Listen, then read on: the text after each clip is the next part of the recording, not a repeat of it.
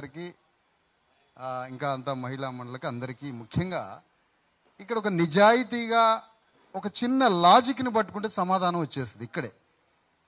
ఏమిటి ఆ లాజిక్ అంటే, సమాజంలో కొన్ని వర్గాల తరఫున యుద్ధం జరుగుతూ ఉంటుంది. ఆగండి సార్, ఒక్క నిమిషం ప్లీజ్. ఒక వర్గాల కోసం యుద్ధం జరుగుతూ ఉంటే ఆ యుద్ధ వీరుణ్ణి విప్లవకారుడు అంటారు. ఆ విప్లవకారుడు వల్ల మాత్రమే రాదు. ఆ విప్లవం పాలక వర్గంలో ఉండే ఒక దౌత్య నాయకుడి ద్వారా కూడా విప్లవం సాధ్యమైంది. అంటే విప్లవకారుడు ఉండాల్సిందే, దౌత్యకారుడు ఉండాల్సిందే. ఈ రెండు వర్గాలు కాకుండా మూడో వాడు దళారీ ఉంటాడు. ఈ దళారీ పని పూర్తిగా జాతుల్ని అమ్మేయడమే. అతనికి ఆత్మ ఉండదు, సోల్ ఉండదు, హృదయం ఉండదు, ఏముండదు. ఒక రకంగా చెప్పాలంటే అతను ఒక రకమైన దళారీ, ఇంకా చెప్పాలంటే బిజినెస్ మ్యాన్. అంటే ఒక విప్లవకారుడు, ఒక దౌత్యవేత్త, ఒక దళారీ. నేను విప్లవకారుడు గురించి మాట్లాడట్లేదు, అంత విప్లవాన్ని మనం కోరుకునే పరిస్థితి లేదు. రెండవది దౌత్యకారుడు గురించి మాట్లాడుతున్నాం. ఈ సమావేశం అంతా దౌత్యకారులతో నిండి ఉన్నది. ఒక యుద్ధం అనివార్యమైనప్పుడు పాలక వర్గాల్లో ఉండేటువంటి దౌత్యవేత్తలే ఆ సమస్యని పరిష్కరిస్తారు. దౌత్యకారుడికి ఆత్మ నిండి ఉంటుంది. ఉదాహరణకు అనుకున్నాం, పార్లమెంటు మొత్తం బీసీలను ఊచకోత కొయ్యాలి అని ఒక నిర్ణయం తీసుకుంటే ఆర్ కృష్ణయ్య దాన్ని విభేదించి పార్లమెంటుకి రాజీనామా చేసి బయటకు వస్తాడు. అది హృదయం అంటే, అది హృదయం. అయితే ఇక్కడ దౌత్యకారుడికి హృదయము ఆత్మ కట్టబడి ఉంటే, తన తాత్విక చింతనతో అతని ఆత్మ కట్టబడి ఉంటే, పాలక వర్గాల సింహాల నుంచి ఖచ్చితంగా అతను బయటికన్నా వస్తాడు. పాలక వర్గాలని ఒప్పించి ఆ దౌత్యాన్ని ఫలింపజేసి మన చట్టాన్ని తీసుకొని వస్తాడు. అయితే ఇక్కడ ప్రధానమైన సమస్య, తమిళనాడులో అసలు బీసీలే యుద్ధం చేసి రాజ్యానికి వచ్చిండ్రు. అయినప్పటికీ ఒక బ్రాహ్మణ వనిత అక్కడ ముఖ్యమంత్రి అయింది. అంటే బయట ఉన్న పరిస్థితికి తగ్గట్టుగా తాను ఏం చేయాల్సి ఉంటాయి. బయటనేమో బీసీ వాదంతో, అణగారిన వర్గాల వాదంతో రాజ్యానికి వచ్చారు కరుణానిధి. కానీ ఈమె ఏం చేయాలి? ఈమెకి అక్కడ అవకాశం, బీసీలకి 69% రిజర్వేషన్లని అణగారిన వర్గాలకి బిల్లు తీసుకొని వచ్చింది పార్లమెంట్లో. విశ్వనాథ్ ప్రతాప్ సింగ్ ఒక క్షత్రియ ఠాగూరు. బయట ఒక పెద్ద బీసీ వాదం వస్తుంది. దేవిలాల్ అనే జాటు, ఆ జాటుతో కాన్షీరామ్ గారు జతగట్టి పార్లమెంటు ముందు టన్నుల కొద్దీ గోధుమ పిండి పోసుకొని రొట్టెలు చేసుకొని తినుకుంటూ అక్కడే ఉద్యమం చేస్తున్నారు. ఇలాంటి ఉద్యమం జరుగుతున్నప్పుడు మండల్ కమిషన్ని నేనే అమలు చేస్తే అని ఒక క్షత్రియ పుత్రుడు విశ్వనాథ్ ప్రతాప్ సింగ్ నెత్తి మీద వేసుకున్నాడు. అంటే ఇక్కడ ఏం జరుగుతున్నది అంటే, సమాజంలో కొన్ని అనివార్య పరిస్థితులు ఏర్పడ్డప్పుడు పాలక వర్గాలలో ఉండే దౌత్యవేత్తలే ఆ పనిని ముగిస్తారు అని అర్థం. కానీ తెలంగాణలో ఆ దౌత్యవేత్తలనన్నా మనం సృష్టించుకోవాలి. ఒకేసారి పాలక వర్గంలో మనవాడు ఉండేసరికి మనవాడు మన గురించి మాట్లాడతాడో లేదో అనే పరిస్థితుల్లో నుంచి దౌత్య పాత్రనన్నా పోషిస్తారా అంబాసిడర్గా? బీసీ, ఎస్సీ, ఎస్టీ అణగారిన వర్గాల నుండి ఒక అంబాసిడర్ పాలక వర్గాలని ఒప్పించే ప్రక్రియ. పాలక వర్గాలను ఒప్పించాలంటే దౌత్యకారుడు చతురత కలిగి ఉండాలి. ఏం చతురత? మాలాంటి వాళ్లతో అగ్గి రాజేసి ఒక బడబాగ్ని రగిలేటట్టు మనవాళ్లతో చేసి, రేవంత్ రెడ్డికి మోడీకి అవతల తగలబడుతుంది సార్, మీరు చట్టం తీసుకురండి అనే చతురత పోషించాలి. నిప్పు పెట్టాల్సిందే, రేవంత్ రెడ్డికి మోడీకి దగ్గరికి పోయి ఆడ కాలుతుంది, మీరు చట్టం చేస్తారా చేయాలని అనాల్సిందే. ఈ రెండు పనులు మీరు చేయలేదనుకోండి, అప్పుడు దౌత్యవేత్తగా కూడా విఫలమైపోతారు. మొదట విప్లవకారుడు అనుకున్నాం, అది జరగలేదు. ఓకే, మనం అందరం కాంచీరాములం కాలేము. పాలక వర్గాల్లో ఉన్న దౌత్యకారులు, ఇది ఎలా అర్థం కావాలి అంటే, అంబేద్కర్ విప్లవకారుడు, బయట ఉండి ఒక యుద్ధం చేస్తున్నాడు. పాలక వర్గాల్లో జగజీవన్ రావు ఉన్నాడు. కానీ దౌత్యంగా సఫలమై చట్టాలను అమలు చేసే పాత్రలో ఇందిరాగాంధీ దగ్గర ఉన్నాడు. అలాంటి దౌత్యవేత్త పాత్ర ఈ వేదిక మీద ఉన్న పాలక వర్గాల మిత్రులంతా పోషించాలని, ఆ పాలక వర్గాలలో ఉండి మీరు ఆ చట్టాలను తీసుకొచ్చి చరిత్రలో నిలబడాలని కోరుతా ఉన్నాను నేను. మీరు పాలక వర్గాల్లో ఉండంగానే మేమేదో అనట్లేదు, కానీ మీకు దౌత్యవేత్త పాత్ర పోషించే అరుదైన అవకాశం మీకు కలిగింది. ఆ అరుదైన అవకాశాన్ని నిలబెట్టుకుంటే చరిత్రలో సజీవంగా నిలబడతారని ఈ పాలక వర్గాలని మాలాంటి వాళ్ళని కోరుతా ఉన్నాం. ఇది చాలా అవసరం. సమాజం ఎంత భయంకరంగా ఉందంటే, నువ్వు కత్తి తీసుకొని బయలుదేరినావు పాలక వర్గం మీదకి. ఇప్పుడు పాలక వర్గం ఏం చేస్తాడంటే, నిన్ను చంపనన్న చంపాలి, లేదా నీ అవతారమే ఆయనన్న ఎత్తాల అంటే బీసీ వాదాన్ని వాళ్లే పాలక వర్గాల మీద వేసుకొని పనిచేస్తారు. ఎస్సీ ఎస్టీ వాదాన్ని పాలక వర్గాల మీద వేసుకుంటారు, లేదా మనల్ని నిర్మూలించే పని అన్న చేస్తూ ఉంటారు.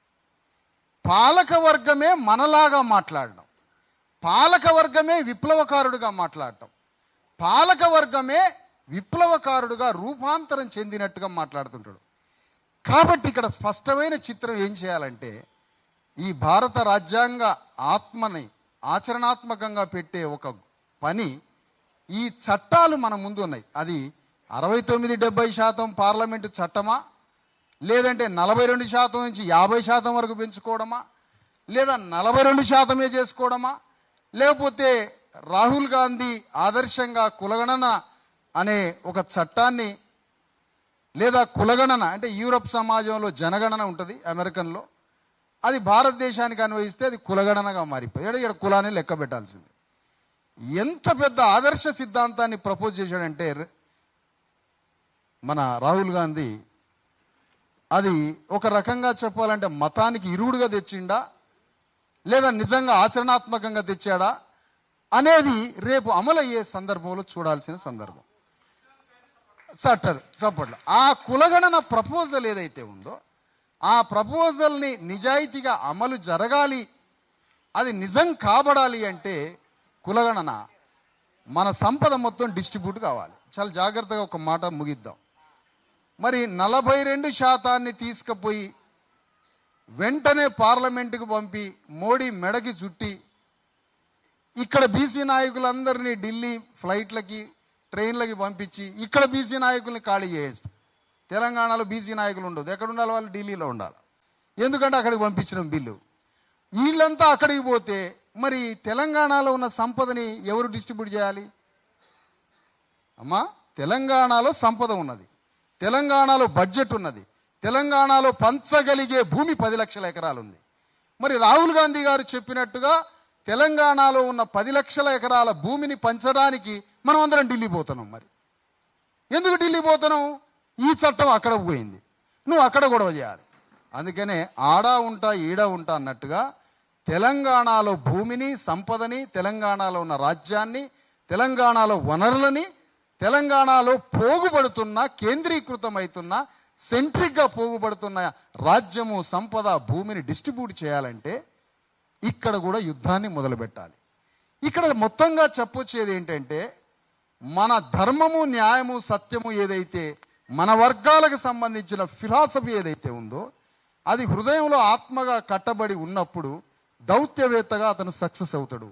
ఒకవేళ ఆత్మే లేకపోతే పాలకుడి మనిషిగా మారిపోతాడు. ఏ పాత్రకి వెళ్దామనేది చాలా పెద్ద విషయం. ఇది ఎంత పెద్ద సబ్జెక్ట్ అంటే ఇది. అందుకనే ఈ ఆత్మ అంటే ఆత్మేం కాదు, లేదా పరమాత్మ అనట్లే, స్పిరిచువల్ థియరీ చెప్పట్లే. మన అభిప్రాయం ఏదైతే నిర్మాణం అవుతున్నదో లోపట, ఆ అభిప్రాయం శిరోధార్యమైనప్పుడు 100% ఈ దౌత్యవేత్త పాలక వర్గంలో ఉండి చట్టాన్ని తీసుకొని వస్తాడు. దానికోసం చివరి దశ వయసు రీత్యా అన్నా, లేదంటే కాలం రీత్యా అన్నా, ఇప్పుడు పార్లమెంటులో సింహనాదం చేయాల్సిన బాధ్యత ఆర్ కృష్ణయ్య గారి మీద ఉన్నది. ఇక యుద్ధం చేయాల్సిందే, అటు పాలక వర్గాన్ని మెప్పించాల్సిందే. అలాంటి పాత్ర పోషించాల్సిన అనివార్య పరిస్థితి ఉంది. అలాంటి అనివార్య పరిస్థితికి సమాజంలో కూడా ఒక పెద్ద రెవల్యూషన్ రావాల్సిందే. దానికోసం ఇంత పెద్ద ఉద్యమం, బీసీ, ఎస్సీ, ఎస్టీ ఆలోచన విధానం తెలంగాణ అంతా విస్తృతంగా వస్తూ ఉంది. ఈ విస్తృతంగా వస్తున్నప్పుడు ఈ పాలక వర్గం దీన్ని డైల్యూట్ అండ్ డైవర్షన్ చేసే ప్రమాదం ఉంది. ఎందుకు అనంటే ఒక్కసారి తెలంగాణలో బీసీ ఎస్సీ ఎస్టీ వాదం రగిలితే ఆ రగిలిన వాదంతో అది రాజ్యానికి వచ్చే ప్రమాదం ఉంది. రాజ్యానికే వస్తే ఒక్కసారి మన వర్గాలు రాజ్యానికి వస్తే 2000 సంవత్సరాల రెడ్డి వెలమ పటేల్ పట్వారీల భూస్వామ్య వ్యవస్థ కుప్పగూలిపోయి కాలిపోయే ప్రమాదం ఉంది. అది కాలిపోతే ఇక వాళ్ళకి ఈ మార్గం లేదు, దారి లేదు. కాబట్టి ఇది డైవర్షన్ అండ్ డైల్యూట్ చేసే ప్రమాదం ఉంది. కాబట్టి దౌత్యవేత్త పాత్ర పోషించాలి అని మరొక్కసారి విన్నవించుకుంటున్నాం. దానికి పాలకవర్గం ముందు ఎలాంటి చతురత ఆటలు ఆడతారో, ఎందుకంటే ఒక పక్కనేమో ఒకడు బీసీ జూదం వేషం వేసుకొని తిరుగుతున్నాడు, ఇదేమో వాదం అదేమో జూదం. మరి ఈ జూదం వేసుకొని తిరుగుతున్న వాళ్ళని కట్టడి చేయాలి, ఈ దౌత్యవేత్తలుగా మీరు సఫలీకృతం కావాలి. కాబట్టి ఇంత పెద్ద పాత్ర మన మీద ఉన్నది. ఒక కలెక్టర్గా, ఒక ఐఏఎస్ ఆఫీసర్గా, ఉన్నతాధికారిగా చేసి ఈరోజు బీసీలందరికీ ఇంత పెద్ద రిజర్వేషన్ చట్టము సంపదని పంచాలని తిరుగుతున్నాడు చిరంజీవి గారు. మామూలు టాపిక్ కాదు ఇది. మరి ఇది అంతా అమలు కావాలి కదా, ఇది ఎప్పుడు రాలే. ఇది మరొక పక్క బీసీలు ఒక్కటే కాదు, ఎస్సీ ఎస్టీ బీసీలు అందరం ఒకే బలగం, ఒకే బంధుత్వం, ముగ్గురు పొలిటికల్ సోషల్ కెమిస్ట్రీతో బయలుదేరితే రాజ్యం వచ్చి కాళ్ళ మీద పడుతుందని మరొక ఉద్యమం ప్రారంభమవుతుంది. కాబట్టి మనందరం కలవాల్సిందే. సమయం ఆసన్నమైంది. ఇది చారిత్రాత్మకమైన సందర్భం. ఇది లైట్ తీసుకోవద్దు. ఇది చిన్నది కాదు. కొంతమంది మేధోపరమైన వ్యక్తులు సమాజంలో వికసించే ఆలోచనలని ముందుగానే పసిగట్టి ఆ భావోద్వేగాన్ని రాజ్యంగా మార్చగలిగే దమ్మున్న అగ్రకుల మేధావులు ఉంటారు. వాళ్ళని ఆదర్శం తీసుకోవాలి. ఇలాంటి బీసీ ఉద్యమాన్ని బ్యాలెట్ బాక్స్లోకి మళ్లించడం ఎట్లా, ఇలాంటి ఎస్సీ ఎస్టీ బీసీ ఉద్యమ భావోద్వేగాన్ని బ్యాలెట్ బాక్స్ వైర్కి కనెక్షన్ చేయడం ఎట్లా, ఇది ఆలోచించాలి. వేదిక మీద ఉన్నటువంటి కాంగ్రెస్, బీజేపీ, బీఆర్ఎస్ పార్టీలలో పనిచేస్తున్నటువంటి ఈ దౌత్యవేత్తలనే అంటున్నా నేను. ఈ దౌత్యవేత్తల ముఖం నవ్వు ముఖంగా మారాలి. ఎందుకు నవ్వాలి అంటే, మీరు బాధపడద్దు. ఎందుకు బాధపడద్దు అని అంటే, ఇక్కడ మీకు ఒక పెద్ద పాత్ర దొరికింది. ఈరోజు మిమ్మల్ని ప్రతినిధులుగా చూస్తున్నారు. అది ఎంత పెద్ద ప్రతినిధి అంటే, సిపిఎం పార్టీ తమ్మినేని వీరభద్రం కూడా మా ముఖ్యమంత్రి ఆర్ కృష్ణయ్య అంటాడు. మరి ఎంత అనివార్యత తెచ్చారా సార్ మీరు? ఇది ఇండియాలో ఎవరికి సాధ్యం కాలేదండి. అరే సిపిఎం వీరభద్రం కూడా, కులం మాట్లాడని వీరభద్రం కూడా ఆర్ కృష్ణయ్య మా ముఖ్యమంత్రి అంటాడు. తెలుగుదేశం చంద్రబాబు నాయుడు ఆయన ఏంటో మనందరికీ తెలుసు. అలాంటి కృత్రిమ మనిషి కూడా ఆర్ కృష్ణయ్య ముఖ్యమంత్రి అంటాడు. అసలు ఈ పరిస్థితి ఎట్లా సృష్టించారో ఇది భగవంతుడు కూడా అర్థం కావట్లేదు. అసలు ఇది నాకేడ అర్థమైంది సార్? ఇది ఏంటో అసలు ఇది ఎవరికీ అర్థం కాని అంతుబట్టని ఇది లోక రహస్యం లాగా, బ్రహ్మ పదార్థం లాగా ఉంది. ఇది మరి నిజంగా ఇంత పెద్ద పాత్రలోకి ఎందుకు నేను నెట్టివేయబడ్డా అని 1-2 నిమిషాలు మెడిటేషన్లో పోయి ఆలోచించాలి ఆర్ కృష్ణయ్య గారు. ఇది ఎక్కడ దాకా పోయింది అని అంటే, ఈ బీసీ ఉద్యమ పితామహులు ఎవరయ్యా పార్లమెంట్లో అంటే మోడీ కనిపించేది మళ్ళా ఆర్ కృష్ణయ్య గారు అయింది. మరి ఇప్పుడు చిట్ట చివరికి ఏం చేస్తాడు? మరి ఇప్పుడు ఆర్ కృష్ణయ్య గారు ఏం చేయాలంటే, విశ్వనాథ్ ప్రతాప్ సింగ్, దేవీలాలు, శరద్ యాదవ్, ఆనాడున్న లల్లు ప్రసాద్ యాదవ్, ఆనాడున్న ములాయం సింగ్ యాదవ్లు వాళ్ళు పాలక ప్రభువులు అయ్యారు. కానీ మండల్ కమిషన్ని మెడలు వంచి భారతదేశాన్ని ఒప్పించి తీసుకొని వచ్చారు. ఆ మండల్ కమిషన్కి తెలంగాణలో, ఆంధ్రప్రదేశ్లో ముందు వరుసలో నిలబడి యుద్ధం చేసిన వ్యక్తి ఆర్ కృష్ణయ్య. కానీ ఇప్పుడు ఆర్ కృష్ణయ్య గారు చేయాల్సిన పని ఏంటి? ఇది మాట్లాడాలి. ఇది మాట్లాడాల్సిందే. ఎందుకంటే ఇప్పుడు ఆర్ కృష్ణయ్య గారి ముందు చరిత్రలో నిలబడతాడా, చరిత్రహీనుడైపోతాడా, ఇదొక్కటే మిగిలింది. ఇంత పెద్ద మాట అంటారు ఏం సార్ అనొచ్చు మీరు. నన్ను ఏం తప్పెందుకు, న్యాయం ఎందుకు మాట్లాడకూడదు? ఇంత పెద్ద మాట ఎందుకు మాట్లాడకూడదు? ఆయన్ని భగవంతుడుగా మార్చాలని నేను మాట్లాడుతున్నా. తప్పెట్లయితుంది? మీరు లేకపోతే నలుగురు పోగై ఆర్ కృష్ణయ్యని పొగిడి పొగిడి పొగిడి ఏం పని చేయకుండా చేయండి. ఆర్ కృష్ణయ్య గారు చుట్టుపక్కల చేయండి, బాగా పోడండి, ఏ ఆచరణలోకి రాకుండా చేయండి. ఆర్ కృష్ణయ్య గారి పక్కన కూర్చోండి. నేను వారిని భగవంతుడిగా మార్చడానికి మాట్లాడుతున్నాను. ఒక న్యాయమే విప్లవాన్ని తీసుకొచ్చేది. ఒక సత్యమే భూమిని బద్దలు కొట్టుకొని రాజ్యాన్ని తెచ్చేది. ఒక ధర్మమే భూగోళం ఉన్నంత కాలం ప్రిన్సిపల్స్ని కాపాడేది. న్యాయంగా మాట్లాడాలి. డిప్లొమసీ ఓవర్ అయిపోయింది తెలంగాణలో. అవునానే నిజమానే అని ఎక్కడ పడితే ఆడ చేతులు గిల్లి మాట్లాడుకోవటం, అట్లా సొంత అభిప్రాయం ఒకటి చావట్లే. అందరితో నేను అందరి మనిషిని అంటాడు పొద్దునే ఫోన్ చేసి. అంటే నీకంటూ సొంత అభిప్రాయం ఉండదా? నువ్వు అందరి మనిషి ఎట్లా అవుతావా? ఇదే నడుస్తుంది తెలంగాణ మొత్తం. ఇంతకుముందు అమలాపురం తూర్పుగోదావరిలో ఉండే ఈ డిప్లొమసీ ఇది మనకొచ్చి వచ్చింది ఇప్పుడు. ఇక లౌక్యాన్ని బంద్ చేద్దాం. లౌకిక దేశం కోసం యుద్ధం చేద్దాం. మన లౌక్యాన్ని పక్కన పెడదాం.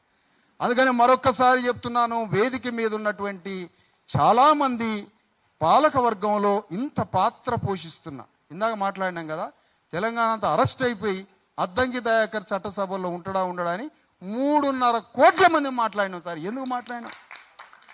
ఎందుకు వచ్చింది ఇది మీకు? ఈ ఎవరు కల్పించారు మీకు? ప్రకృతి, భగవంతుడా, దేవుడా, అంబేద్కరా, ఎవరు కల్పించారు మీకు ఈ సిచ్యువేషన్? అందుకనే ఈ సిచ్యువేషన్ని, ఈ పరిస్థితుల్ని సమాజం న్యాయంగా న్యాచురల్గా కొన్ని కట్టలు దిగుతుంటాయి. న్యాచురల్గా ఆ గోదావరి కట్ట తెగినప్పుడు దాన్ని టకా మలుచుకొని బ్యాలెట్ బాక్స్కి కనెక్షన్ ఇచ్చిన అపర మాంత్రికుడు 1000 ఏళ్లకు ఒక వ్యక్తి పుడతా ఉంటాడు. కేసీఆర్ తెలంగాణ వాదాన్ని బ్యాలెట్ బాక్స్కి కనెక్షన్ ఇచ్చి రాజ్యం తెచ్చుకున్నాడే. అతను ఆదర్శం కావాలా మనకి? అతను ఆదర్శం కావాలా? పాఠాలన్నీ అతని నుంచే నేర్చుకోవాలి. తెలంగాణలో ప్రజాస్వామ్యం అన్నా బ్యాలెట్ బాక్స్ అన్నా కూడా మనకి గిట్టని రోజులయ్యి. తెలంగాణ వాడి మనస్తత్వం ఏంటంటే, అరే నీకు ముఖ్యమంత్రి సింహాసనం కావాలన్నా, ముఖ్యమంత్రిని గల్లా బట్టి అడగటం కావాలంటే నాకు గల్లా బట్టి అడగటమే కావాలంటాడు. ఎందుకంటే నాకు పోరాటం కావాలంటాడు. ఇక్కడ కేసులు కావాలంటాడు మనోడు. నా మీద 70 కేసులు ఉన్నాయి సార్ అంటాడు. పరిచయం కాకముందు పేరు చెప్పాడు. నా ముందు 70 కేసులు ఉన్నాయి సార్ పోలీస్ స్టేషన్లలో అంటాడు. మంచిదే ఇదంతా, కానీ వారెట్లా చేయాలని అవసరం. ఇక్కడ మనం ఆలోచించాల్సింది ఎస్సీ ఎస్టీ బీసీ అనే కట్టలు దిగే ఒక సముద్ర భూకంపం వస్తుంది ఇక్కడ. ఇంకా చెప్పాలంటే తెలంగాణలో మొట్టమొదటిసారిగా బానిసల భూకంపం వస్తుంది. ఈ బానిసల భూకంపాన్ని బ్యాలెట్ బాక్స్కి కనెక్షన్ ఇవ్వకపోతే, ఆ ఆల్టర్నేటివ్ యుద్ధం మనం చేయకపోతే, మన వర్గాల్లో ఉన్న వారు దౌత్యవేత్తలుగా పాల్గొనకపోతే మనకి రాజ్యం రాకపోగా మళ్ళా దీన్ని మొత్తాన్ని డైల్యూట్ చేసి పాలక ప్రభువే బీసీ నాయకుడిగా అవతారం ఎత్తి మనల్ని డైల్యూట్ చేసే ప్రమాదం ఉంటుంది. కాబట్టి విప్లవకారులు బయట ఉంటారు, దౌత్యకారులుగా మీరు ఆ చరిత్ర పోషించాలని మిమ్మల్ని గౌరవంగా నేను వేడుకుంటున్నా. దీంట్లో ఉన్న లాజిక్ని అర్థం చేసుకోమని మీ అందరినీ కోరుతూ వేదిక మీద ఉన్న పెద్దలకి అందరికీ జై భీమ్, జై భారత రాజ్యం. ధన్యవాదాలు. ఫుట్బాల్ మ్యాచ్ ఆడినప్పుడు ఫార్వర్డ్ ఆడేవాళ్ళు ఉంటారు, డిఫెన్స్ ఆడేవాళ్ళు ఉంటారు, సెంటర్ ఆడేవాళ్ళు ఉంటారు, కార్నర్ ఆడేవాళ్ళు ఉంటారు. అట్లనే ఈ రాజకీయాలను మనం గోల్ కొట్టాలంటే ఇప్పుడు అన్న చెప్పినట్టు ఏంటంటే ప్రతిపక్షంలో ఉన్న వాళ్ళు, అధికార పక్షంలో ఉన్నటువంటి ప్రతి దౌత్యవేత్త కూడా గోల్ కొట్టడానికి ఒక్కొక్కరు కనుక మనం సహకరించాలి.